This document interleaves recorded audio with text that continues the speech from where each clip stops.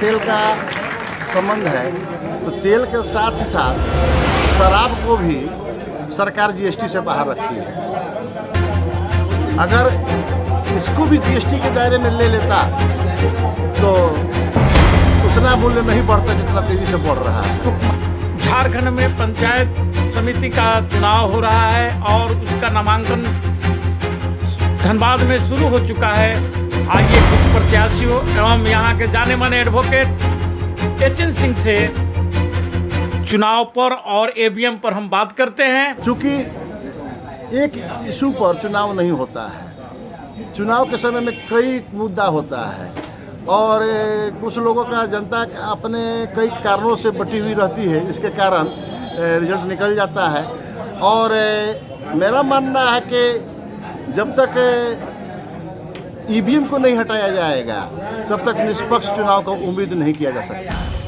EVM तो जो EVM का निर्माता है जो उसके यहाँ बैन है, लेकिन भारत में क्यों नहीं बैन? क्योंकि ये मांग कांग्रेस के समय से भी आप देखे होंगे कि जब जब ईवीएम के खिलाफ में बात उठता है तो एक पार्टी जो सत्ता में आ रही है, जिसके कारण वही लोग चुनाव आयोग को विरोध करना चाहिए। चुनाव आयोग के विरोध करने से पूर्व ये लोग हमला करने लगते हैं कि मुंह से कि नहीं, ये ईवीएम का विरोध नहीं होना चाहिए।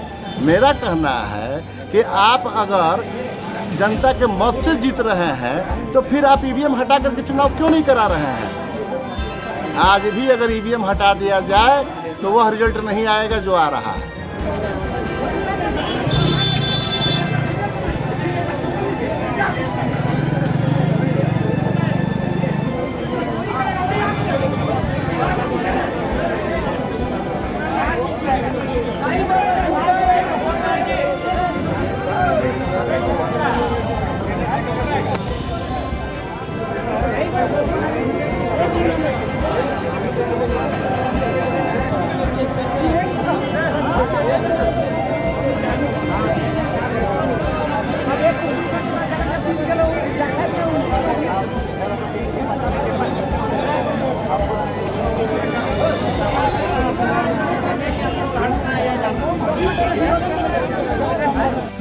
पंचायत समिति सदस्य के पद से भरा।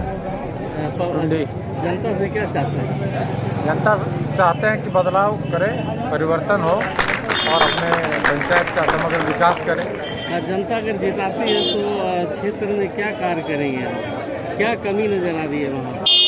सबसे पहले तो लोगों को में जागरूकता की कमी है और विकास बिल्कुल भी नहीं हो पाई है। तो मैं विकास के पक्षधर हूँ। अमन, चैन, शांति और लोगों को रोजगार कैसे मिले इस पर मैं चिंता करूँगा। नाम बताइए। मेरा नाम राजेश कुमार सिंह। किस प्रखंड से भर रहे हैं? टुंडी प्रखंड, बाजा बेटा पंचायत। किस पद का उम्मीदवार है? पंचायत समिति सदस्य। मैं बोलिए। मेरा नाम मोहम्मद मुजीबुर रहमान, बागमारा प्रखंड महोदा पंचायत के रहने वाला हूँ। किस पद के उम्मीदवार हैं आप? हम पंचायत समिति सदस्य के उम्मीदवार हैं। इसके पहले भी थे या इससे पहले मेरे पत्नी थी। अच्छा। जिसमें कि हम लोग को गवर्नमेंट किसी तरह का पावर नहीं देने की वजह से, किसी तरह का फंड नहीं देने की वजह से हम लोग अफसोस के साथ रह गए कि कोई काम नहीं कर पाए, ना किसी का जनता का सेवा अच्छी तरह से कर पाए लेकिन कम कर पाए, जो अपना खुद को लगा के करना पड़ा। अभी जीत कर जाने के बाद अगर मान लीजिए जीतते हैं, हाँ, तो जनता के लिए क्या करेंगे? जनता के लिए जितना भी हो सके सेवा ही करेंगे, इसके सिवा कुछ नहीं करना। एडवोकेट एचएन सिंह जी हैं और ये अपना देश रक्षक दल चलाते हैं और आइए आज हम इनसे बात करते हैं। अच्छा एचएन सिंह साहब, ये बतलाइए कि आज देश की जो समस्याएं हैं जैसे महंगाई, बेरोजगारी, शिक्षा, महिला अत्याचार, तो हम अभी एक नया शगुफा चला है बुलडोजर। हर काम को कोर्ट से बिना इजाज़त के हर सरकार अपने आप फैसला ले रही है, इस पर आप क्या कहना चाहते हैं? ऐसे तो आपने कई सवाल कर दिए हैं। जहाँ तक महंगाई का विषय है तो इस संबंध में अभी का केंद्र सरकार हो या इसके पूर्व का, यह देखा जा रहा है कि बाजार व्यवस्था पर केंद्र सरकार का नियंत्रण नहीं है। इसके कारण कभी भी कोई भी किसी भी समय किसी भी वस्तु का मूल्य कब बढ़ा दे रहा है, इसको देखने वाला कोई नहीं रह गया है। मेरा मानना है कि केंद्र सरकार पूर्णतः इस पर फेल है। चाहिए कि बाजार व्यवस्था को नियंत्रित रखना। यहाँ तक बेरोजगारी की बात है तो यह देखा जा रहा है कि अपना केंद्र सरकार विश्व नीति से कुप्रभावित होकर रोजगार जो नौकरी से संबंधित है उसको धीरे धीरे समाप्ति की ओर बढ़ रही है। केंद्र सरकार का मानना है कि हम सरकारी नौकरी नहीं देंगे, आप व्यापार कीजिए, और व्यापार करने के लिए सभी के पास में उचित माहौल नहीं है। तो केंद्र सरकार को इस पर व्यवस्था देना चाहिए कि या तो आप सबको कुछ ना कुछ रोजगार दीजिए, और रोजगार किसको कैसे मिले उसको ट्रेनिंग दीजिए, जो कि नहीं है। इसके कारण बेरोजगारी बढ़ी हुई है और महंगाई तो अनियंत्रित व्यवस्था रहने के कारण, बाजार व्यवस्था पर पूर्ण नियंत्रण नहीं रहने के कारण फिर ये नियंत्रित कौन करेगा? ये समस्या केंद्र सरकार को देखना है। ये केंद्र सरकार का समस्या है। केंद्र सरकार के दायित्व है कि बाजार व्यवस्था पर नियंत्रण करे। तो क्या मोदी सरकार पूरी तरह इस व्यवस्था से विफल है? कोई प्रयास नहीं है उनके ऊपर, कोई प्रयास नहीं है। बाजार व्यवस्था को ऊपर पूर्णतः नियंत्रण हो और कोई भी व्यापारी अपनी मर्जी से किसी भी मूल्य का, किसी भी सामान का मूल्य को बढ़ाए नहीं। सर, आइए एक बात बताइए कि कांग्रेस के समय में एक निर्धारित हुआ था कि पेट्रोल का दाम 15 दिन पर एनालिसिस करके तब बढ़ाया जाएगा या घटाया जाएगा, और जो घाटा भी होता था तो वे केंद्र सरकार ऐसा नीति बनाया हुआ था कि जो कंपनियां हैं उनको सब्सिडी दे देता था ताकि मूल्य नियंत्रित रखा जा सके। लेकिन ये केंद्र सरकार क्यों नहीं नियंत्रित कर पा रही है? क्यों फेलियर हो रही है? केंद्र सरकार जब चुनाव होता है तब तो कंट्रोल कर लिया जाता है। चुनाव खत्म होते ही डेली तेल का दाम बढ़ते जा रहा है। आज 1 पता, और उस तेल के दाम बढ़ने से और भी वस्तुओं के दाम बढ़ते जा रही हैं। देखिए, जहाँ तक तेल का संबंध है तो तेल के साथ ही साथ शराब को भी सरकार जीएसटी से बाहर रखी है। अगर इसको भी जीएसटी के दायरे में ले लेता तो उतना मूल्य नहीं बढ़ता जितना तेजी से बढ़ रहा है। तो मोदी जी के तो यही था, ऐलान किए थे, यही बोल कर आए थे सत्ता में कि एक संविधान एक देश होगा।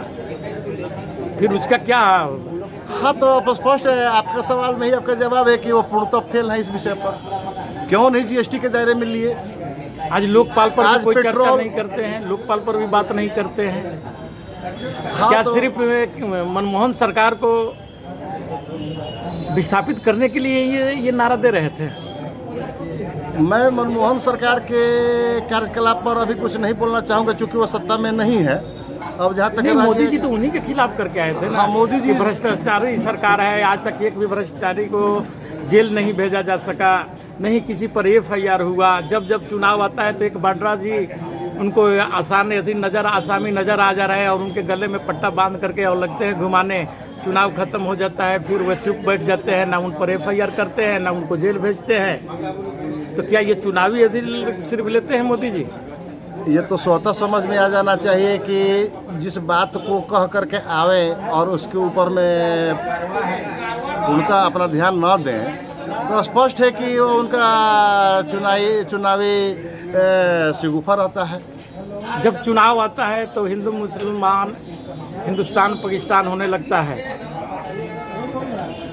देखिए, हिंदू मुसलमान का अगर जो विवाद है तो इसको राजनीति से जोड़ करके नहीं देखा जाना चाहिए। अगर समाज में कुछ कुरीतियाँ हैं तो उसको दूर करने के लिए प्रयास होना चाहिए। अब अगर जिस बात से समाज को प्रभावित हो रहा है उसको तो माने कि दूर करने का काम सरकार का ही है। तो क्या ये मतलब कि अब कोर्ट को हटा दिया जाए, अब सरकार ही बुलडोजर चला करके फैसला देती रहेगी? फिर क्या जरूरत है इतनी बड़ी संस्थाएं चलाने की? नहीं, बुलडोजर का जहाँ तक संबंध है तो पिक एंड चूज नहीं होना चाहिए। जो भी अगर मान लीजिए कि अतिक्रमण किया है तो पूरे भारतवर्ष में उसके लिए कार्रवाई होना चाहिए। लेकिन किसी खास अवसर पर किसी बात से अपना प्रेरणा लेकर के या प्रभावित होकर के अगर कार्य किया जाता है तो इसको उचित के दायरे में नहीं माना जाना चाहिए।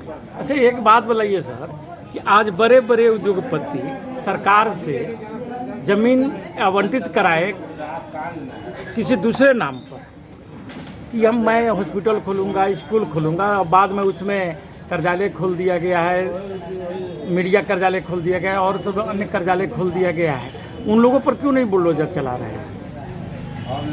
यह सरकार को करना चाहिए। अगर जिस मकसद से लिया गया है और वह मकसद को पूरा नहीं कर रहा है तो वह ज़मीन वापस ले लेना चाहिए और जिसका ज़मीन है उसको वापस दे देना चाहिए। और अगर सरकार वो नहीं कर रही है तो जनता को भी ऐसे सरकार से दूरी बनाना चाहिए। लेकिन जनता तो आज भी खुश है, चूँकि एक इशू पर चुनाव नहीं होता है। चुनाव के समय में कई मुद्दा होता है और कुछ लोगों का जनता अपने कई कारणों से बटी हुई रहती है, इसके कारण रिजल्ट निकल जाता है। और मेरा मानना है कि जब तक ईवीएम को नहीं हटाया जाएगा तब तक निष्पक्ष चुनाव का उम्मीद नहीं किया जा सकता। ईवीएम तो जो ईवीएम का निर्माता है जो उसके यहाँ बैन है, लेकिन भारत में क्यों नहीं बैन किया गया? ये मांग कांग्रेस के समय से भी आप होते देखे रहा। होंगे कि जब जब ईवीएम के खिलाफ में बात उठता है तो एक पार्टी जो सत्ता में आ रही है जिसके कारण वही लोग चुनाव आयोग को विरोध करना चाहिए। चुनाव आयोग के विरोध करने से पूर्व ये लोग हमला करने लगते हैं कि मुंह से कि नहीं, ये ईवीएम का विरोध नहीं होना चाहिए। मेरा कहना है कि आप अगर जनता के मत से जीत रहे हैं तो फिर आप ईवीएम हटा करके चुनाव क्यों नहीं करा रहे हैं? आज भी अगर ईवीएम हटा दिया जाए तो वह रिजल्ट नहीं आएगा जो आ रहा है। चलिए, धन्यवाद।